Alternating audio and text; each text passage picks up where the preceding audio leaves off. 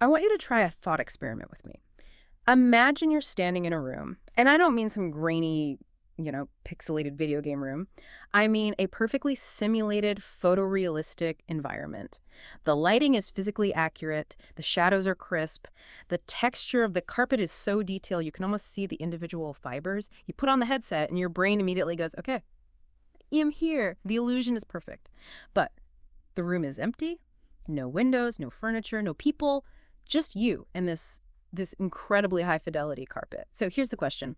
Are you impressed? Or are you just incredibly bored? It's the ultimate anticlimax, isn't it? Totally. You might be impressed for, 30 seconds by the sheer technical wizardry, but then your brain starts screaming for input. It just asks, so what? So what is exactly right. And that specific tension, that so what, is what we are unpacking in today's deep dive. Right. For the last 30 years, the VR industry has been chasing this holy grail called presence. It's that technical obsession with making a digital world look and feel so real that you forget you're wearing a chunk of plastic on your face. But the research we're looking at today suggests we've basically climbed that mountain. We've solved spatial presence. We can trick the eyes and ears. But the problem is we've reached the summit and realized we don't know what to do up here. Exactly. We mastered the being there part, but we are failing miserably at the why am I here part. Which brings us to our source for this deep dive. It's a paper called What's Beyond Presence? Dimensionality, Control, and Information Spaces by Eugene Chang. It was published in 2026. And it's a great one. I love this paper because it's not a tech review, it's almost a philosophical manifesto. Chang is arguing that we need to stop treating VR as an engineering challenge, checking off pixel counts and frame rates, and start treating it as a phenomenological medium. Which is really just a sophisticated way of saying we need to shift our focus from the hardware to the human experience. Right. It's a move from, does this look real, to what feeling are we actually trying to evoke? We're moving from being engineers to being, conductors of an orchestra. So let's go back to that empty room scenario, because the paper uses this to introduce a really sticky concept. It's the difference between weak representation and strong representation. Mm-hmm. Now, usually when I hear weak, I think bad, but that's not quite right here, is it? Not at all. In this context, weak representation just refers to automatic sensory input. It's what your eyes and ears are telling you right now without you having to think about it. Okay. VR is historically excellent at this. It floods your senses with data light, sound, motion. That carpet you mentioned, that's high-fidelity weak representation. Okay, so weak representation is just raw data. Exactly. Now, strong representation is what happens inside your head. It's cognitive processing. It's imagination, memory, dreaming. It's your brain taking a cue and building a whole world out of it. And ironically, VR often fails at that. It often does. While it's great at the sensory stuff, it often fails to trigger this deeper cognitive engagement. This connects to the book problem that the source talks about, right? Which I found fascinating because books are basically the lowest tech form of virtual reality we have. They are the anti-VR. Think about it. When you are reading a gripping novel, you have zero sensory immersion. You aren't wearing goggles. There's no 3D audio. You're just staring at squiggles on a page. You are literally staring at black marks on a white page. And yet, people get so lost in books, they forget to eat or sleep. They feel deeply present in that world. Because their brain is doing all the heavy lifting. The author says castle, and your brain builds the stone walls, the drawbridge, the smell of the moat. Precisely. Books rely almost entirely on strong representation. Your imagination fills in all the gaps. The empty room in VR fails because it gives you all the sensory input. The weak representation gives you nothing to spark that strong representation. You're just standing there looking at pixels. So the mission, according to Chang, is to merge these two. We want the automatic sensory magic of VR plus the deep imaginative engagement of a good novel. And to do that, Ching proposes a new framework. He calls it the 8 dimensions. I really like the metaphor he uses here. He describes the VR designer's toolkit like a mixing board in a music studio. For so long, designers basically had one giant fighter labeled realism. Right. They just cranked it up to 11 and hoped for the best. And hoped the user would be impressed. But this framework suggests that realism is just one setting. There are actually 8 distinct sliders, or dimensions, that a designer can push up or down to manipulate reality. You can tune time, culture, social norms. And even the user's psychology. So let's walk through these sliders. I want to start with the physical stuff, the things that ground us. The paper groups these under the spatial and sensory dimensions. The spatial dimension is the foundation. It's the technical baseline. But even here, it's not just about better graphics. It's about choices. Mm. Take locomotion, for example. How do you move? This is the classic trade-off, right? Teleporting versus walking. It is. If you let someone physically walk around a room, natural locomotion, you get incredibly high embodiment. You feel like you are your body. But most people don't have a massive warehouse to play in. Exactly. So we use teleporting. You point at the laser and zap, you're over there. Which solves the space issue and the motion sickness issue, but it completely shatters the immersion. It does. It reminds you that you're using a computer. So the designer has to make a choice on that slider.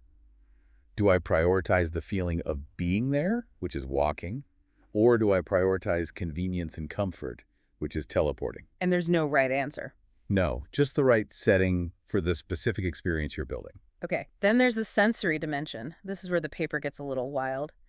We usually just think of sight and sound, but Xing argues we need to dial up the other senses. Yeah, to trigger that strong representation we were talking about. Yeah. The examples in the source are pretty vivid. He talks about contextual scent. Okay, so smell-o-vision, is that what we're talking about? Much more sophisticated than that.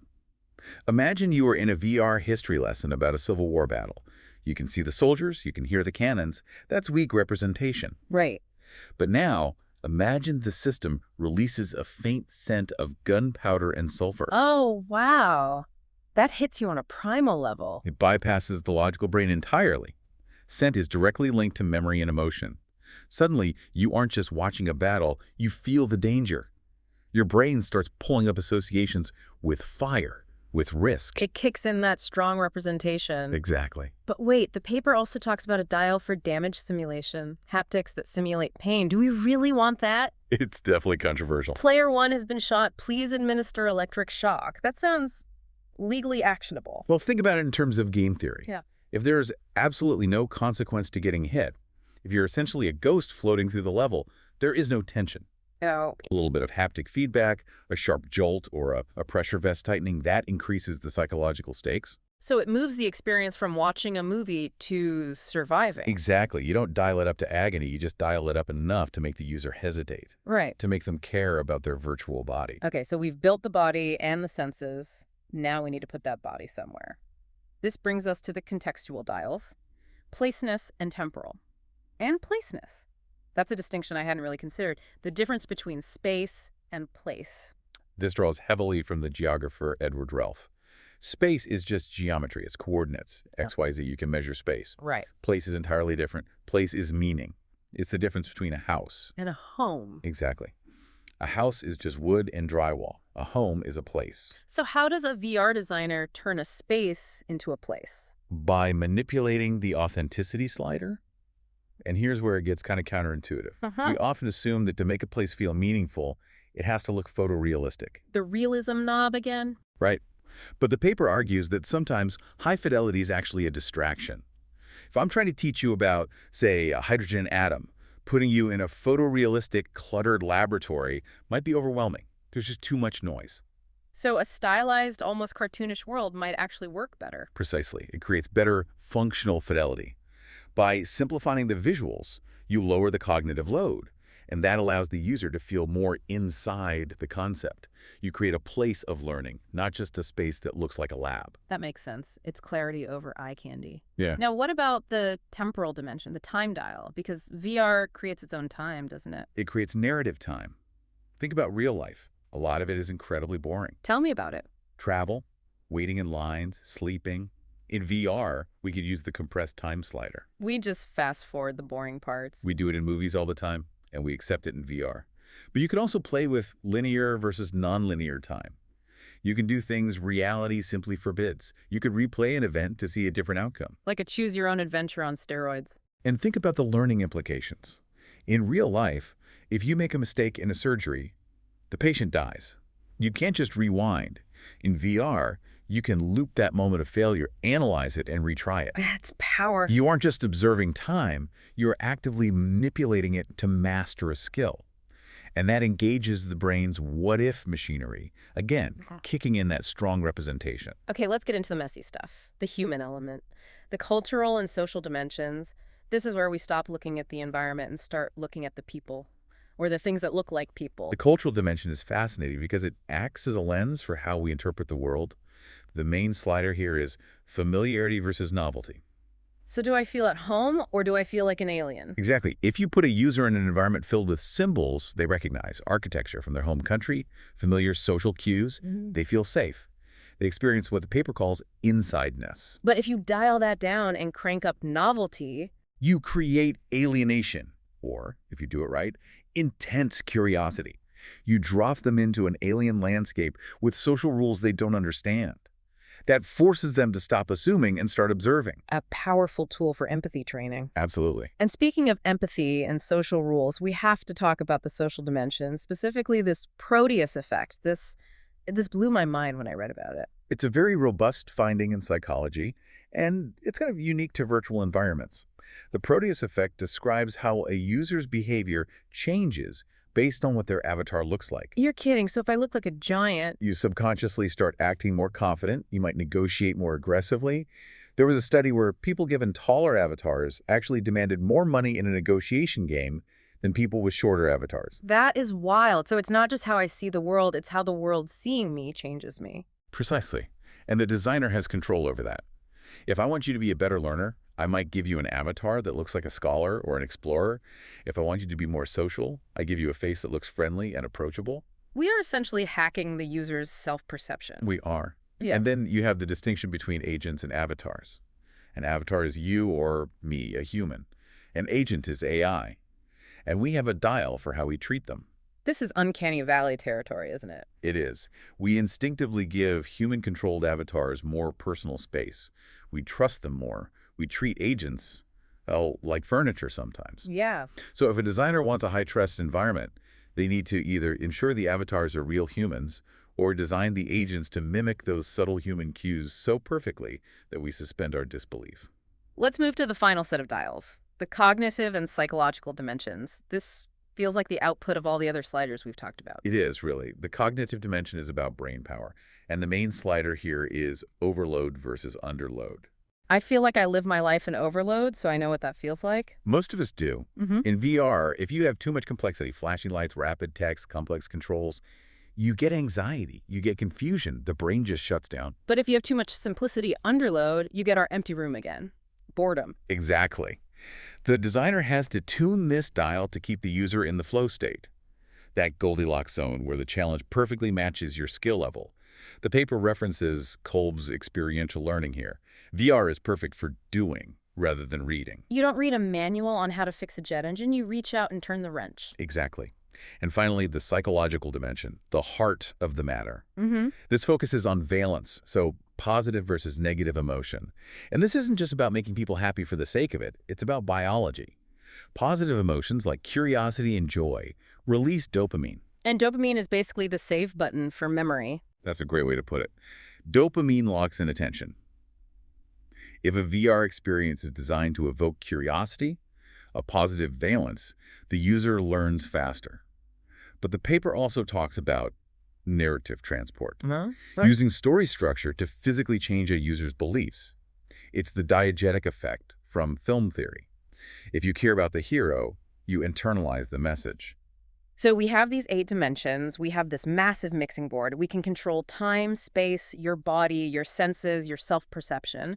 But the paper ends with a glimpse into the future that is honestly a little bit terrifying. You're talking about the concept of sentient spaces. Yes, because so far we've assumed there is a human designer, Wizard of Oz, behind the curtain turning these knobs.